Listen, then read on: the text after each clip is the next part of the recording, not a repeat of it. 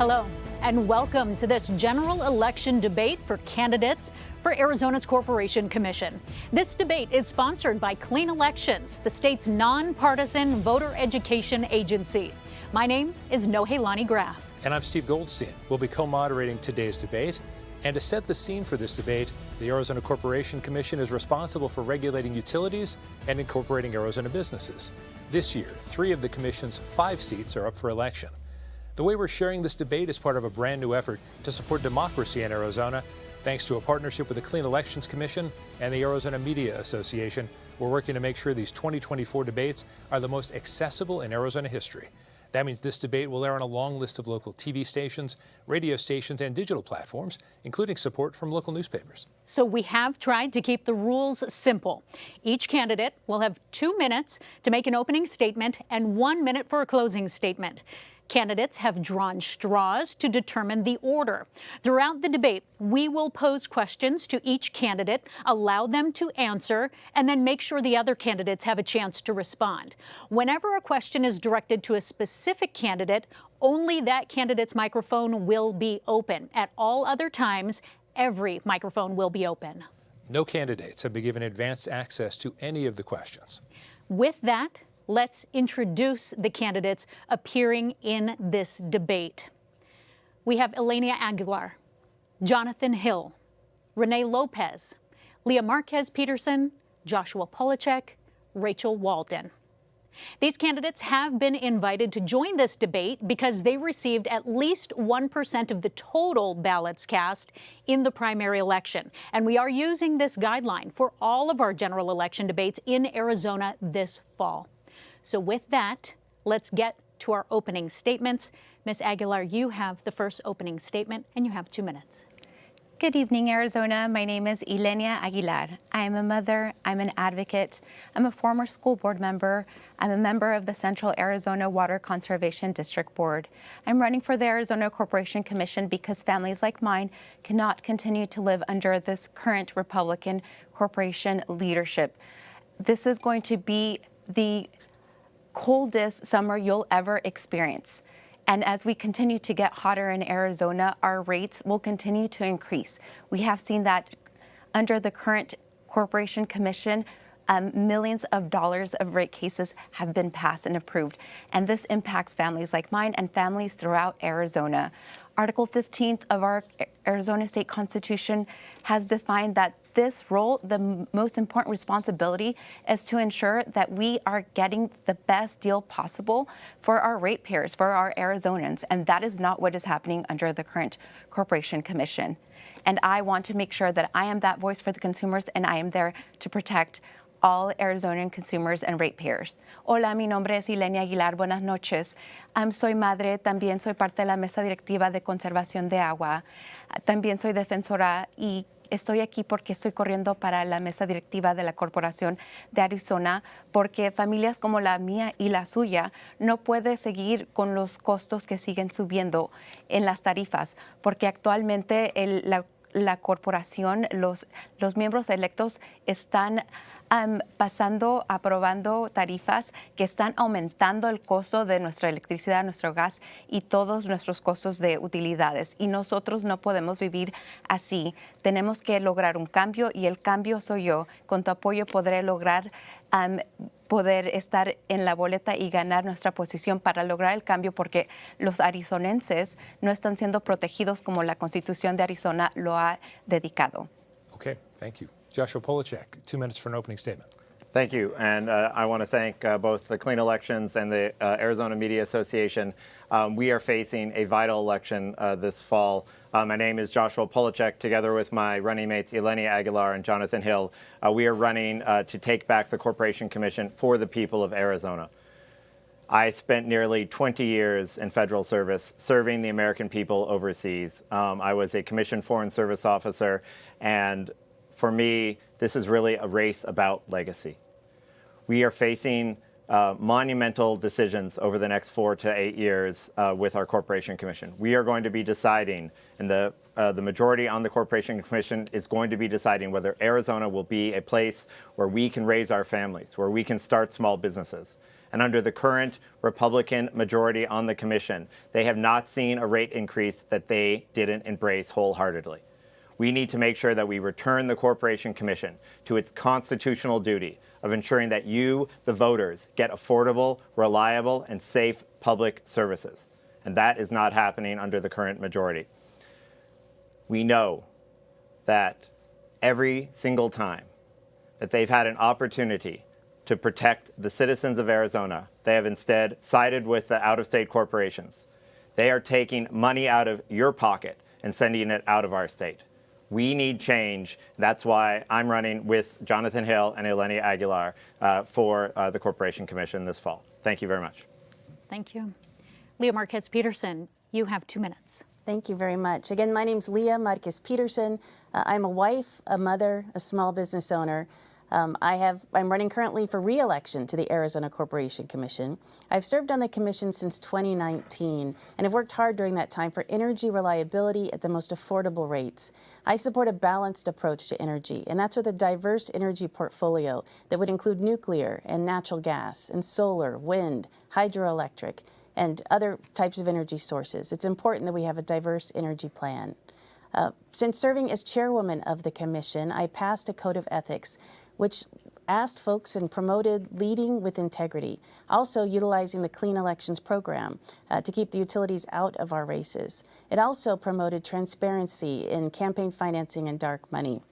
I was also very proud to launch an energy reliability summit to focus on the concerns we're all facing related to California's rolling blackouts and its impact on Arizona utilities. I fought to provide affordable utility rates to all of Arizona, and especially seniors who are on a fixed income. While serving on the commission, I'm proud to have supported a $40 million rebate to TEP and APS customers, voted to not disconnect utility ratepayers for non-payment during the hot summer months, and more recently approved an APS rate case with more than $200 million in rate cuts to that rate case because I was concerned with utility rates. I know that families are struggling. I'm running to ensure that we continue to have energy reliability at the most affordable rates. I'm the only commissioner based outside of the Phoenix area. I live in Tucson, but serve the entire state. I'm also the first Latina to serve in a statewide elected role in the history of our state. I would be honored to continue to serve you on the commission. You can learn more about me at voteforleah.com. Thank you again for listening tonight. Rachel Walden, you have 2 minutes for your opening statement. Hi, I'm Rachel Walden. I love Arizona. I've lived here for 39 years. I went to ASU for my undergrad degree and for graduate school. I had a 14-year career in the financial sector. And for 10 of those years, my book of business were large market corporations, and I managed the retirement plans on the regulatory and record-keeping side of things. So I have experience with government legislation, with compliance, and with audits, and how to gain process improvements for administrative workflows and gaining efficiencies in those workflows. I'm a proven fighter. I'm currently on the Mesa School Board. I have prioritized academic achievement, fiscal responsibility, and parental rights. I understand that the role of all government is to uphold the rights of the people. I am running for the Arizona Corporation Commission so that we can put the ratepayer first and prioritize reliability and affordability for now and for future generations. I have the right skill sets and experience that I can deliver results, not excuses. You can learn more about me at my website, electrachelwalden.com. I'd be honored to have your vote this November. Thank you. Mr. Lopez, you have 2 minutes. Thank you, and thank you for the opportunity here to come speak to everybody in their homes. So I'm Rene Lopez. I'm a third-generation Arizona native, third-generation Navy veteran. I was born and raised in Mesa, and I discovered in college, in Mesa Community College, my first love language, which was energy. So I wound up getting my degree in nuclear engineering with a minor in direct energy conversion down at the University of Arizona. And the Navy wound up helping me with my college, so I wound up serving 4.5 years in the Navy as a Navy officer, starting off in the nuclear Navy, but transitioning into special operations cryptology aboard submarine platforms. When I left the Navy, I wound up getting a really good job in San Diego, California, working for an oil and gas company called Solar Turbines. So I worked as a project engineer, became Black Belt Six Sigma, but I did not like the way California was going at that time. So my wife and I and my 2 kids wound up coming back to Arizona and landing in Chandler to finish raising our family. And I did not want to see the Californication that happened in their coming to Arizona. So I wound up getting involved in politics. And so I wound up running a little bit with helping others get elected in state legislature, a lot of statewide propositions. And then in 2014, I wound up running for Chandler City Council. So I was lucky enough to get and earn the votes to serve the Chandler residents for 8 years on the city council. And while there, we lowered the city portion of the property tax bill 7 years in a row. I fought to ensure that we did a proper budgeting and priority-based services so that we continued to lower the cost of service in that city to the point where it had the lowest cost of service of any city in Maricopa County, while still providing services such as parks at every square mile and hiring 28 new police officers. By the time I left the city council in January of 23, again, we had the lowest cost of service in any city, and we also had the lowest crime rate since inception of that city in 1912, with 16,000 residents, which now has 290,000 people. They have a lower cost of service, lower crime rate. So this is what I bring to the table. While I served on the Chandler City Council, I also represented AMWA, and hopefully I'll be able to talk more about water later on in the questions. So Rene Lopez for Corporation Commission. And Jonathon Hill, you have 2 minutes for yours. Well, good evening, Arizona. My name is Jonathon Hill. I'm running for the Arizona Corporation Commission because we need more technical professionals sitting on the commission. My background is in both engineering and geology. For the last 18 years, I've worked at Arizona State University on the Tempe campus, working on a number of NASA space missions. I was fortunate enough to work on the cute little Mars rover, Spirit and Opportunity, the Mars Odyssey spacecraft, 2 different asteroid missions, and a mission to Jupiter that is launching in 37 days. And I started out on the engineering side of those missions, but over time I really became passionate about the geology work that we were doing on other planets. And so I ended up switching tracks from my master's degree in aerospace engineering to a PhD in geological sciences. And that's the expertise that I hope to bring to the commission, the engineering expertise when it comes to power generation, water distribution systems, but also the geology expertise when it comes to managing our state's precious groundwater resources.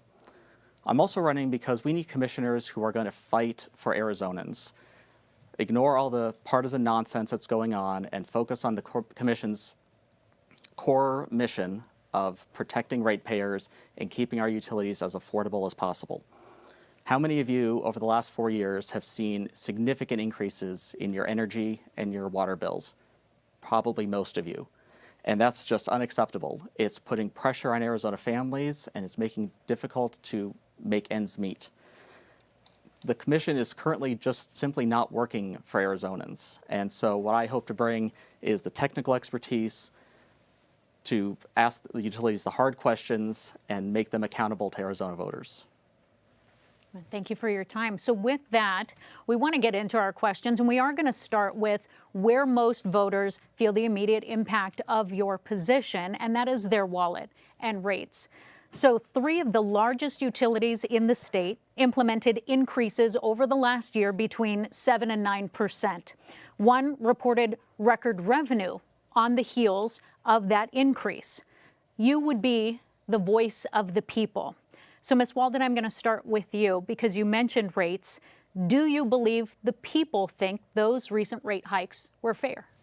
So, I mean, I can't, that's conjecture about what other people think. So I'm going to talk about, what's fair and how rates really work. So you mentioned revenue. So the profit margins and the return on equity in the rates are 2 different financial formulas. So with our rates, a lot of people don't understand that they're historical. So if you think about a company like Walmart, when the cost of business goes up, like if you just give your employees a raise, you've increased the cost of business, they will make adjustments there in their pricing to make up for that cost of business. The utility companies aren't able to do that until they come to the commission to go through the rate making process, which is a very long and expensive process for them to do. So they fund their increases in the cost of business through debt and through investors, and they carry that debt around and sometimes for years. We did have a moratorium on rate increases, so that did kick the can down the road. We can look in the past 10 years, has the cost of services gone up? Have the cost of goods go up? Absolutely. We're all being hit by inflation, but a lot of our utilities have been dragging these expenses around for years. Now it's time to pay the bill. And so I'll give you a minute, Mr. Polacheck, also to respond to that. But also, do you think, since you would be the voice of ratepayers, were those increases fair? So, Sir, next. Thank you. I think what we've just heard tonight is the inability of our opponents to look you straight in the eye and say, what you're paying is too much. That we should not be seeing record profits with our utilities while we're paying record prices every month with our electricity and gas bills. I will tell you that if you elect the three of us, we're going to make sure that we hold the utilities accountable, that when they try to put record profits instead of what an affordable and fair rate increases, we're going to fight back against that. And you heard tonight that they can't straight up tell you that there's been Republican control for decades on this commission. And look at yourself, look at that bill you get every month. Are you happy with that? That's thanks to the Republicans who've been in control for decades. Ms. Márquez Peterson, let me follow up in more of a broader sense for this question, and that is what factors, you've been on the commission, what factors do you take into account when deciding whether a rate hike is valid or not? Because we've seen inflation, we've seen middle-class families really being hurt by rate increases. Do you think the rate increases have been appropriate in which cases? And which cases, as you said, do you think they should have been changed? Right. So the Corporation Commission is constitutionally created, and we must provide just and reasonable rates. We're very aware of that as we're sitting before the 40 to 50 rate cases we see a year. We regulate about 400 utilities. But let's really look at the facts. The facts say in a recent Wallet Hub survey that Arizona is second lowest in the nation when it comes to a combination of electricity, gas, and gasoline bills. You can also look at the fact that our average electricity price is 8% less than the national average. We're looking at data like that. We want to ensure that ratepayers are certainly protected, so we have put a moratorium on disconnection from non-payment during the hot summer months. There are utility assistance programs and payment plans, and we work closely with our utilities in that regard. Mr. Hill, you have 1 minute to respond to that. So it's good that you point out that the three major utilities have seen record increases and record profits. Something that got left out in the discussion is our rural co-ops. So they have seen increases of 30, 40, 60%. It is really difficult for these rural communities who are relatively isolated from the rest of the state to absorb these huge increases.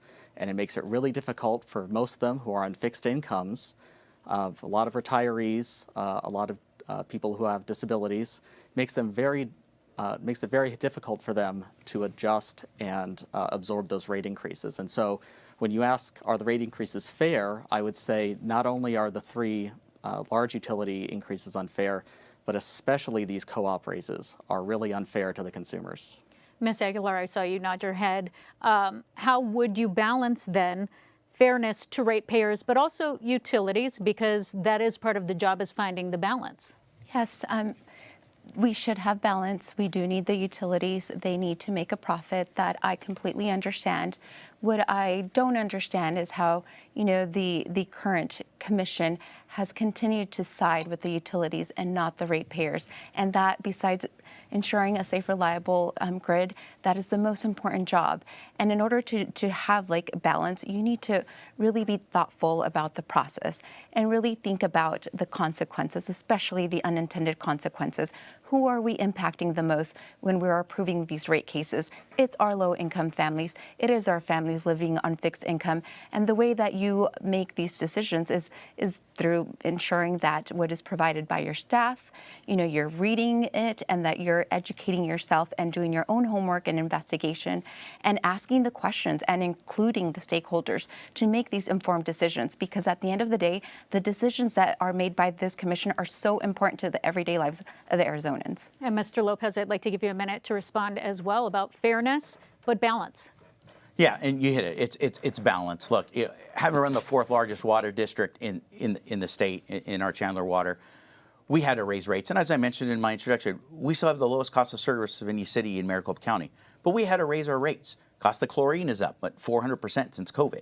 Cost of people, cost of infrastructure, all the piping, all the steel, everything is going up. But what we can do, and Ylenia Márquez Peterson said it rightly, we have to evaluate those rate cases that come in. They removed out of the APS case over $200 million of stuff that did not belong on the backs of the ratepayers. That's what we can do. That's what we can parse out and make sure that the balance between a funded and fully functional utility is not making profits and unduly off of the backs of the ratepayers. Ms. Márquez Peterson, let's move on to the renewable energy standard, because you've been involved in a recent vote that had overturned the concept of that. It was very controversial a number of years ago when Arizona's Corporation Commission implemented a 15% renewable energy standard. Do you think the state needs to have something like that, or would you rather not? That's a good question. So when I was appointed in 2019, the commission was in the middle of that debate and that discussion. That 15% renewable energy standard was set in 2006 when the solar industry was really at the beginning. It was highly subsidized. We now look back and see that almost $3 billion in subsidies was paid by residential customers to kind of hold up that solar industry. During this debate in 2019, 2020, we debated whether we should have a certain percentage by a certain year. And after a lot of debate, a lot of thoughtful consideration, we decided no. If we set a certain percent by a certain year, it will cost the ratepayers a lot of extra money. It couldn't even be quantified at the time. So you had a majority of the commission vote no on an energy standard. But do you think there's any space to have any sort of standard? I understand what you're saying about 2006, but currently? I don't at this point. We have a diverse energy mix. About 30% of our energy comes from nuclear. We've got about 27% from natural gas. Solar continues to grow dramatically, as does wind and hydroelectric. So we have a very diverse mix now. I say let the market dictate what direction we go. You see large companies also coming to the state, like Google and Microsoft and others, that have those clean energy requirements. You see the utilities growing dramatically. I support the voluntary energy goals, though, that the utilities have set. Mr. Polacheck, 1 minute on that? Sure. Well, first, I'd like to return to the previous question. None of our opponents were able to answer whether they thought these rate increases were fair. Clearly, the consumers can look at their bills and decide for themselves if they think they're fair. But what Commissioner Peterson is leaving off in the standards that you're talking about is that there was a bipartisan effort by the previous chairman to reform the regulations. There are outdated regulations with the commission that get in the way of the free market. We are talking about regulations from the 1960s and 70s that provide a non-market subsidy to outdated technology. Right now, it is cheaper to be building a clean energy future in our state, but instead we are providing perverse incentives to the utilities to be building infrastructure that we don't need and getting in the way of our clean energy future. There is a possibility of letting the market go free, and I can't believe I'm saying this as a Democrat, but the Republicans on this stage are getting in the way of the free market in regards to energy. So, Mr. Lopez, sticking with this question and this theme then, in response to that, and you have 1 minute, is there room for the renewable energy standards? Are you with Ms. Márquez Peterson, where there is no room for them? Well, again, what you're doing is you're choosing your winners and losers there. You're dictating where the energy utilities have to go. Ms. Márquez Peterson, Ms. Walden, and myself, we're in an all above the approach. We mentioned that in some of our openings. We believe we need it all because the level of growth that APS already came out with, Tucson Electric Power already came out with, and SRP, even though they're not regular bus, the amount of growth that's required in order to meet the energy demands in this state are phenomenal. I mean, APS released they need to increase 40% in 7 years. You're not going to be able to do it, just anyone. Nuclear, gas, even though nuclear isn't expanding right now, your clean energy, solar, wind, none of them can do it all by themselves. We need it all because we don't know where the advancements in technology are going to come. We don't know where the prices of gas and oil, coal are going to go. And if we don't have it on the grid, we're not going to be able to take advantage of those cost savings for the ratepayers. And that's who we're here for. We all here, and I have no question that we all are for the ratepayer here, but what we need to make sure is that we're not pigeonholing us into one solution or one path because that leads us down the road of unintended consequences, and California, here we come. Now, is there a danger then, though, of leaning too much, and I'll send this one for 1 minute to you, Mr. Hill, and you can also respond, to leaning too heavily on natural resources? Yeah, I think we have to be very careful in Arizona about what type of resources we're using for our energy. Arizona is not known as an oil and gas capital of the country. We are the sunshine capital of the entire country. There is no reason why Arizona should not be running entirely on solar. When you look at states like Nevada, they have implemented solar in a very responsible way. I agree with Mr. Lopez that California has made some mistakes in their implementation of renewable energy, but we can learn from those mistakes and we can prevent them from happening here in Arizona. Also, there's been a lot of talk about the free market. The problem with that is that these companies, these utilities, are monopolies. They are not subject to free market forces. You don't have a choice of who you take your business to. And so it's the constitutional duty of the Corporation Commission to regulate those utilities and to guide them in a way that is beneficial for all of Arizona. Ms. Walden, let me ask you to follow up on that. The idea that it isn't a pure market because there is a monopoly situation, whether it's TEP or APS. So while there's monopolies on services, there is competition in the generation. So when the utilities come to us with their integrated resource plan, that's their blueprint for the future, that's when we make them get the all-source request for proposal. There's 40 different sources out there. A lot of the commission is financial reporting, going through the financial reports, making sure we're getting the best deal. So we have the utilities, and it doesn't have to be a forced mandate. It's voluntary, but they all comply. And they get those bids, and oops, there goes my water. So they get those bids, and then we can see, okay, what's the cheapest, what's the best option for our energy solutions? So when we have a mixed portfolio, it's like investing. You don't put all of your eggs in one basket. We have a mixed portfolio. We can hedge against market conditions. Energy prices fluctuate. They fluctuate every day, just like the stock market. We have supply and demand issues. The utilities are making same-day decisions going, are we going to pull from natural gas? Are we going to pull from solar? Are we going to pull from wind? And having that diverse portfolio lets them make choices that they can pick whichever source is generating at the cheapest cost at that time. You know, when we talk about solar being cheapest, I just want to add that the average price for solar paid was 8 cents a kilowatt. Palo Verde generates energy at 3 cents a kilowatt. Okay, Ms. Aguilar, let me have you discuss that. Thank you. And just for clarification, I wanted to share that we are also for a diversified portfolio. And with that said, yes, what Ms. Walden just stated is true. But the reality is that we, as you know, mentioned before, like we are living in Arizona. We have 365 days of sunshine. We could benefit from, producing energy just in our backyards. And with solar over time, costs would go down. When we're talking about nuclear and other forms of energy, like the costs are really expensive. We know that in another state, a nuclear power plant cost $17 billion, and it went over 7 years of the timeline. And that is very costly. And guess who that falls back on, those costs? The ratepayers. So we need to make sure that when we're talking about what is best for the ratepayers, we're considering what does that look like and how does this happen at a long term? We know that expansion of renewables, such as solar and wind, will put Arizona as the green leaders that we are meant to be.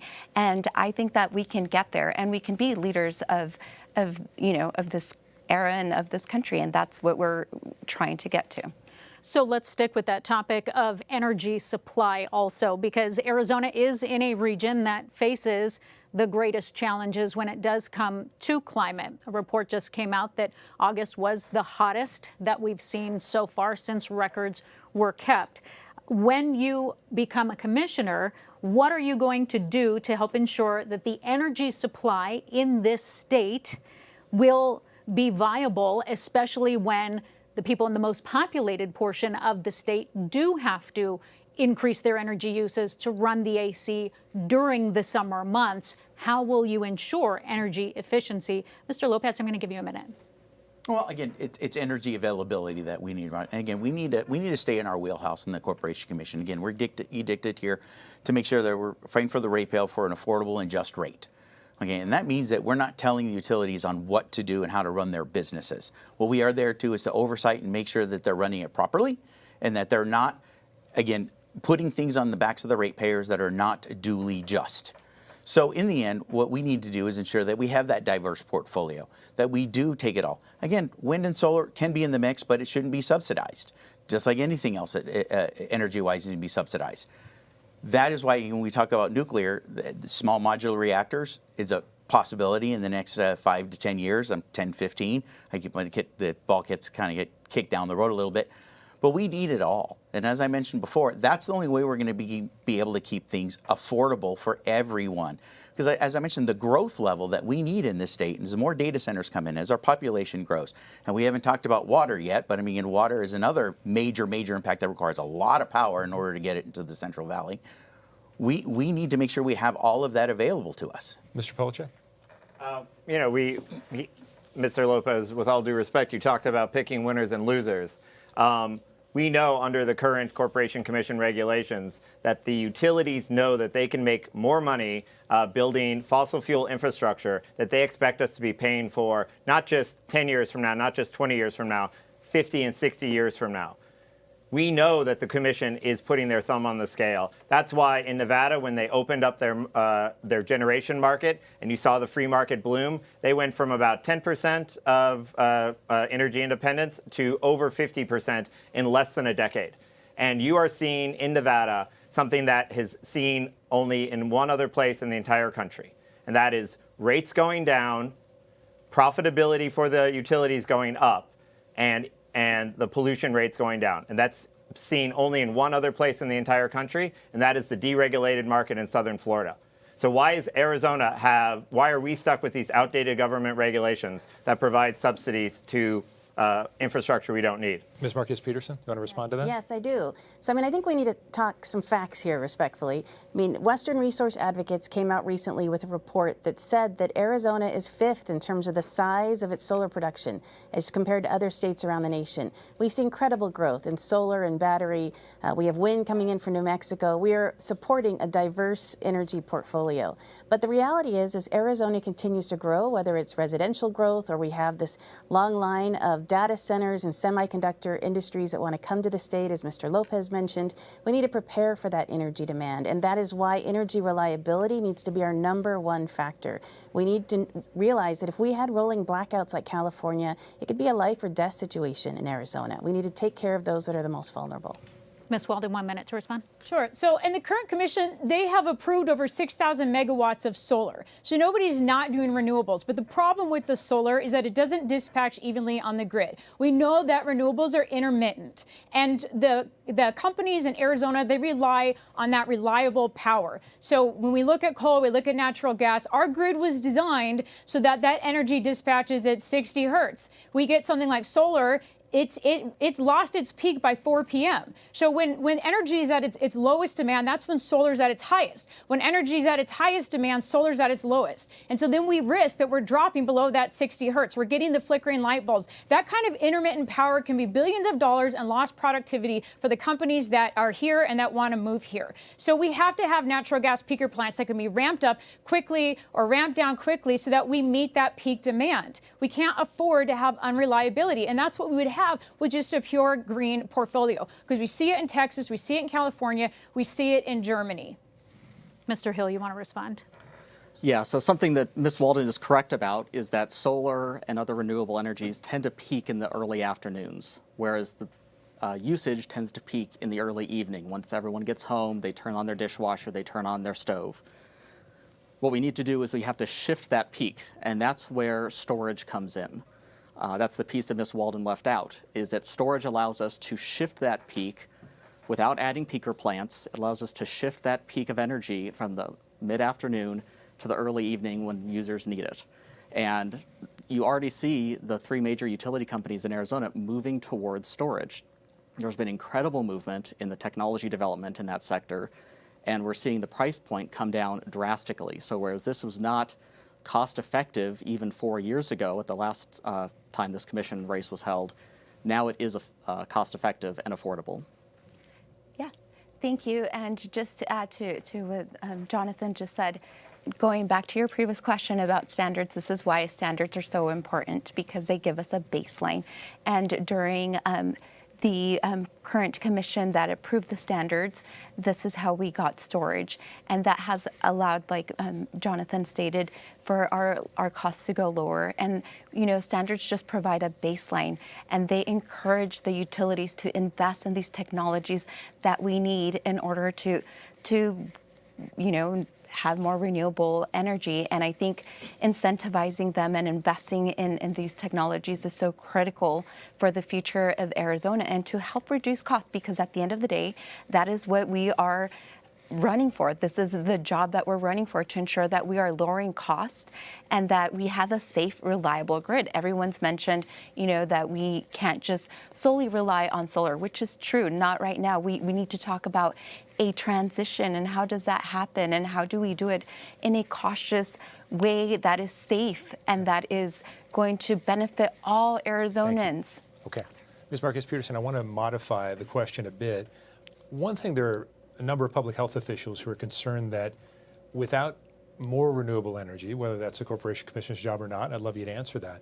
There are a lot of public health concerns that there's a lot of air pollution in this state already.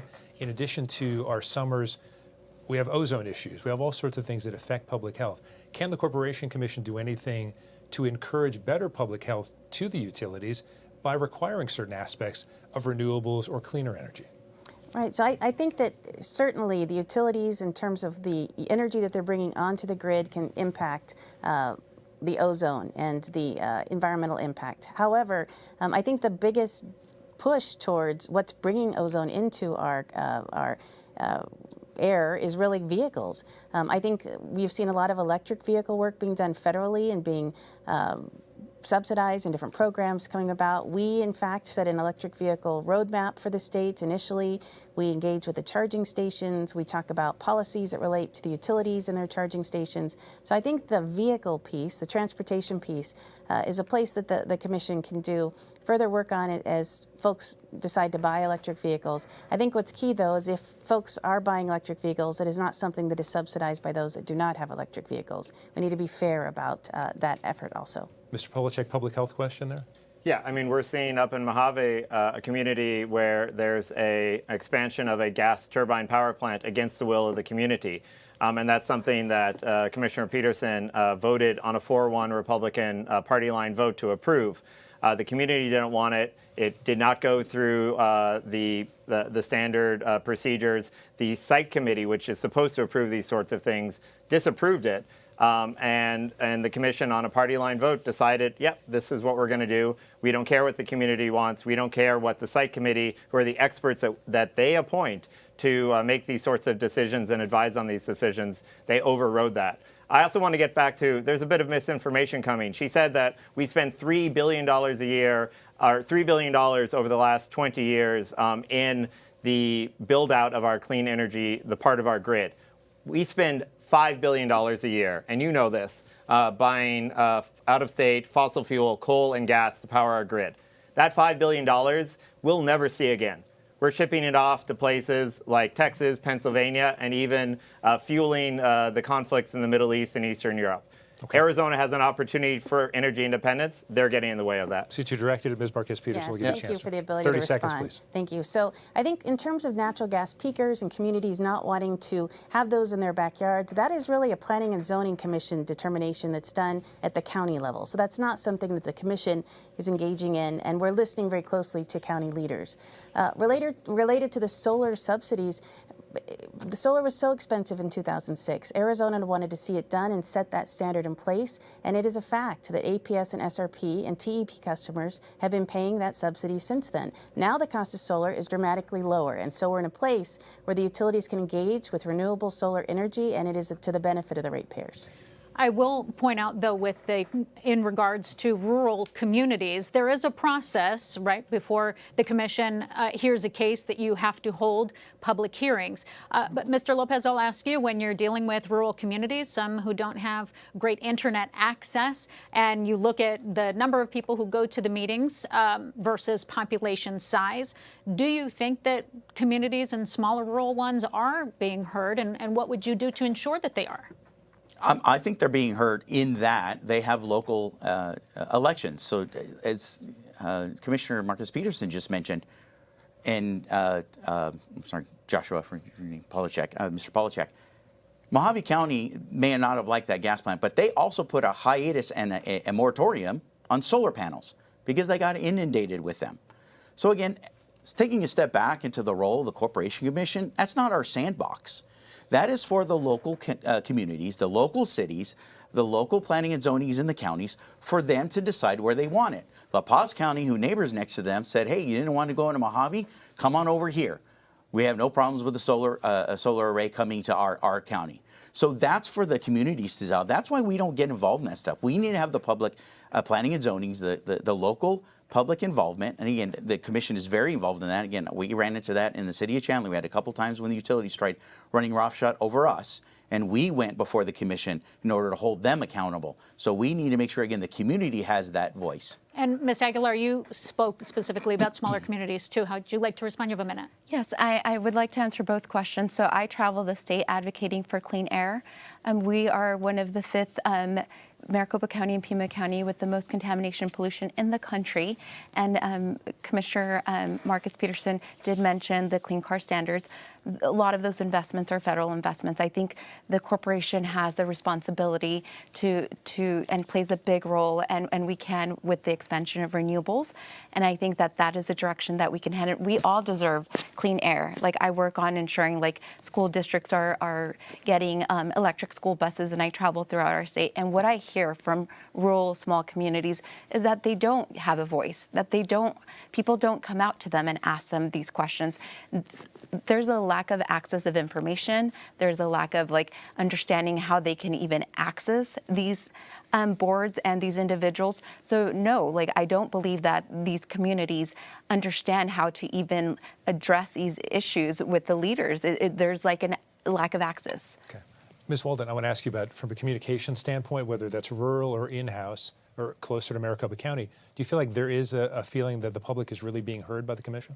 Yeah, they'll do a year of public hearings, but I want to also address the clean air and the renewables. I haven't had the chance to do that yet. Okay. I mean, the 3 Republican candidates, we've visited the smallest utility in the whole state over in Duncan Valley, and then visited the 2nd smallest utility. And we talk about the rural communities, and yeah, they don't have the growth and they don't have the income that Maricopa County has. And what we hear from them is they don't want their coal plants shut. And we started off this panel talking about costs and historical costs that we're paying back. But what I've heard about renewables is that we have to invest more, we have to spend more, we have to buy more batteries. So which is it? Which is it going to be? Now, we've spent tons of money on renewables. Worldwide, it's been $4 trillion in subsidies for renewable energy, and it hasn't made a dent.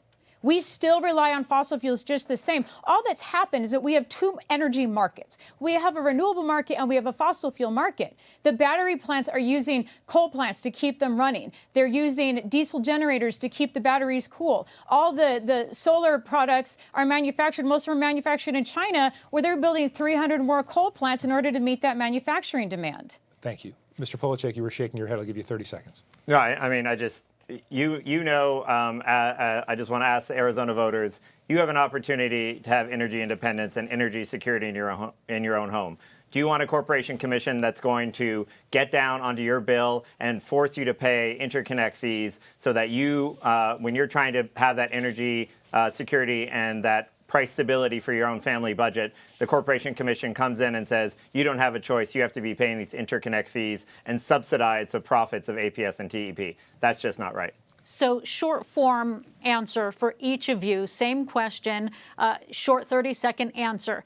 If you were to prioritize energy sources, where do we need to prioritize? I'm going to start with you, Ms. Walden, 30 seconds. So I don't think it's the role of the commission to prioritize energy sources. And we're talking about costs. That's the biggest thing. We started this out saying, okay, what does your wallet look like? If we make a mandate, by law, the utilities get to recoup the cost of that mandate with the rate of return. That goes directly to the ratepayer. The commission can't override that because the regulatory law code says that they get to recoup that. So we don't want to make mandates. We don't want to be a 4th branch of government. We want the market and them to go out and say, okay, what are the sources of generation that are available to us so we can determine and look at what's the cheapest option. We also have to factor in reliability and safety of the grid. We are not going to get reliability with a 100% renewable portfolio. It has not happened. It's never happened. So right down the line, Sure. What would you prioritize? The commission shouldn't be picking winners and losers, and the current commission is. The current commission is providing an incentive to the utilities to build new fossil fuel infrastructure that you're going to be paying for decades to come. Now, we're hearing misinformation on the other side. A $4 trillion subsidy since renewables have come on the market decades ago. There's a $4 trillion a year subsidy to fossil fuels. Arizona has a chance to achieve energy independence, to achieve affordable, reliable, and secure energy for everybody in this state. We know that the large companies, when they come in, they know it's more affordable, it's more reliable to have a 100% clean energy portfolio. We're also lucky enough to have Palo Verde providing that base load. We don't need to get to 100%. We just need to get to 73%. Ms. Márquez Peterson. I think a priority, if we were to rank these, needs to not be the type of resource, but what it provides. So it needs to be reliable energy, provide that source that's going to manage our baseload as well as the peak times that we need energy. It needs to be the most affordable rate. It needs to provide that diversity. It needs to not be impacted by supply chain challenges we're facing, as we are with many different types of sources. It needs to be embraced by the community and something that can be built and that the community, businesses and otherwise, are participating in. I think there are factors like that that are part of the all-source request for proposal that Ms. Walden discussed, is how we need to prioritize energy resources for Arizona. Do you have a priority? Yeah, so, well, and again, I ask this a lot in that being a nuclear engineer, right, if nuclear power is my priority. I think that is something that the federal government needs to be involved in and expanding upon, because the small modular reactors, I think, is a very good avenue we need to be pursuing. But again, as the corporation commissioner, I follow in suit with what Commissioner Márquez Peterson just said. We need to be looking at those balanced approaches: reliability, affordability, and the long-term investments that are being made. And that's what we said. I don't know. Our opponents keep on talking about how we're anti-solar or anti-solar. We just mentioned that solar is one of the portfolio options we need, along with it all, because that's how we keep things affordable and reliable. If you try to eliminate any one of them, again, it's to your detriment, and we wind up like California. Mr. Hill? So I think the priority is not so much picking what type of generating capacity. I think it's making sure that no one has the thumb on their scale when it comes to the competition. So multiple people have mentioned these requests for proposals from the utility companies for generating capacity. Unfortunately, a lot of the times they have little requirements in them that push it towards fossil fuel sources. So what the commission does need to do is it needs to prioritize making sure the competition is fair, it's a level playing field, and then I believe that renewables in most applications will win. Ms. Aguilar, 30 seconds, please. Yes, thank you. So I would say I would rephrase that question. We need to prioritize the ratepayer and what is right for the ratepayer.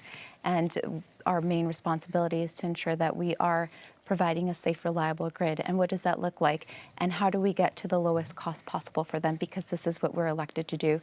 So I do think that what Jonathon and the rest of the panelists have mentioned, like, there is a responsibility and there is an all of the above approach, but we have to do what costs the less because that's what we're elected to do. Ms. Walden, we will have yes or no question on this one. We have about 2 minutes total for those to respond.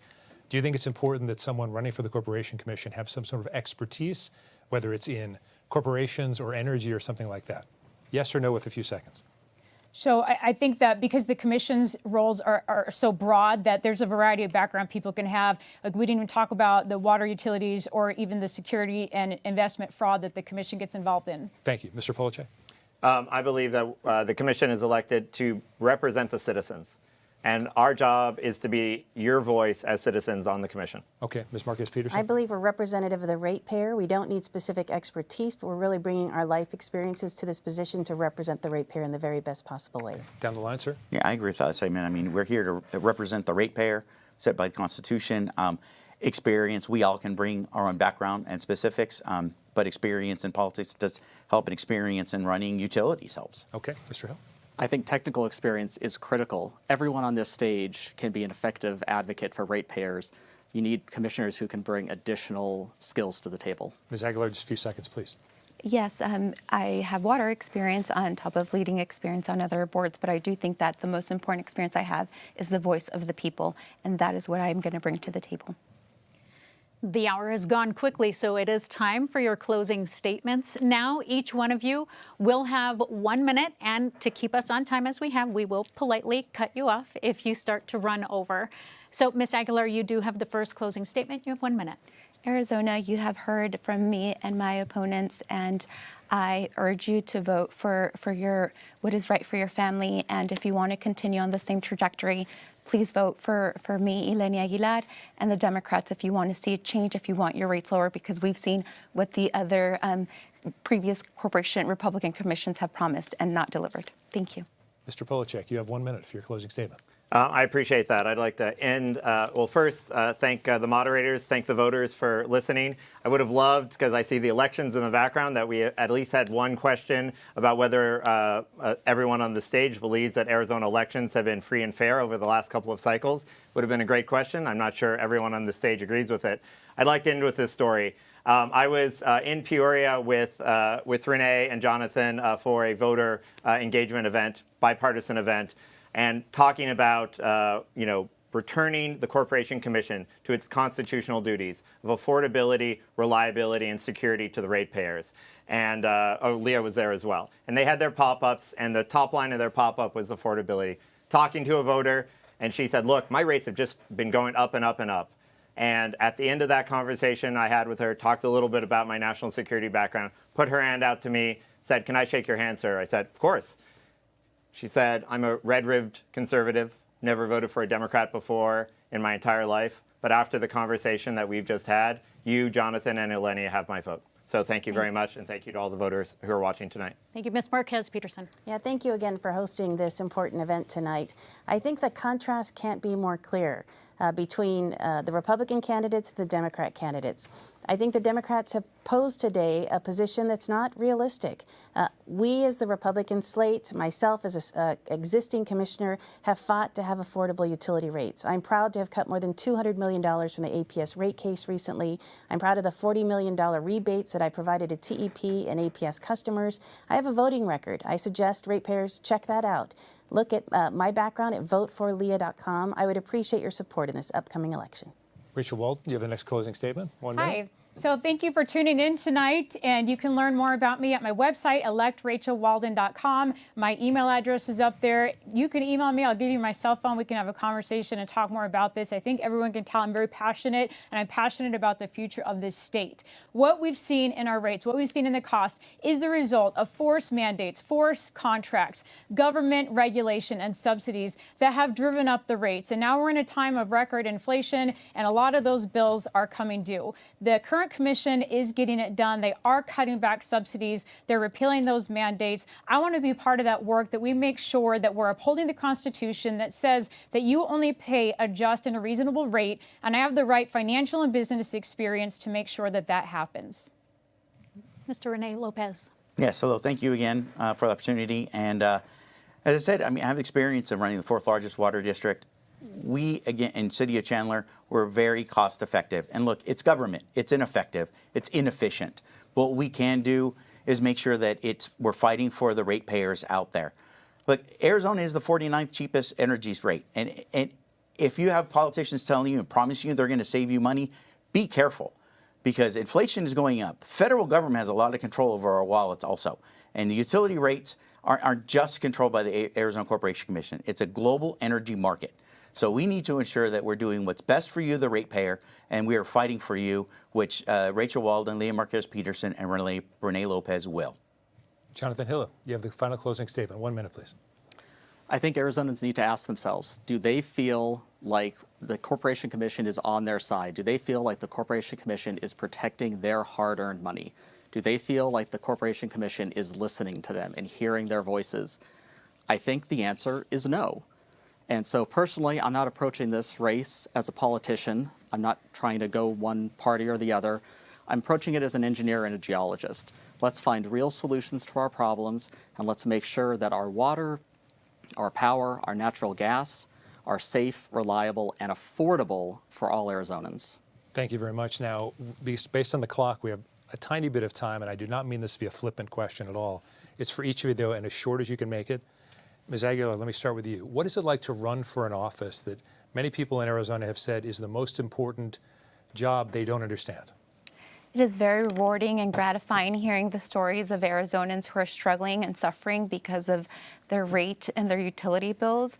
I'm just honored to hear and to have their trust. Mr. Hill, very briefly, please.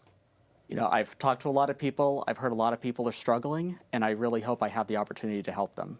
Mr. Lopez? Yeah, it's been a great experience running around the entire state. I've loved it. I mean, eyes wide open. I knew it was going to be fun, but this is great. Thank you. Ms. Márquez Peterson? I've enjoyed speaking to groups across the state also, whether it's chambers, Kiwanis, Rotaries.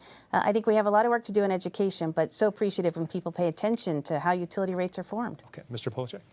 Well, I have to say the one thing that we haven't talked about tonight that really breaks my heart as someone who grew up on Indian reservations is that we still have a large segment of our population here in Arizona that's disconnected from the grid. And when I travel to Navajo, up to Apache, and I hear the stories of the people off the grid, it breaks my heart. And I want to do something to fix that. Ms. Walden? I think I put the most campaign miles on my car, 25,000 campaign miles, because I started the first campaigning last May. So it's a lot of work, and it's definitely been eye-opening, but I love Arizona. I think people can tell and feel my passion about this state and about our future when I meet with them. It's definitely not for everybody, though. Thank you. Thank all of you for being with us tonight. This wraps today's debate with the candidates for Arizona's Corporation Commission. As a reminder, Arizona's general election is Tuesday, November 5th, and early voting starts Wednesday, October 9th. There are a lot of offices up for election this year, so we'll keep hosting debates through the fall. You can head to azmedia.org to see a list of upcoming debates and where you can find them on TV, radio, and digital platforms provided by our local media partners. For the full debate schedule and to even submit questions for future debates, we invite you to head to azcleanelections.gov. On behalf of our partners at Clean Elections, the Arizona Media Association, Reestern Bitfire Studios, we thank you for joining us.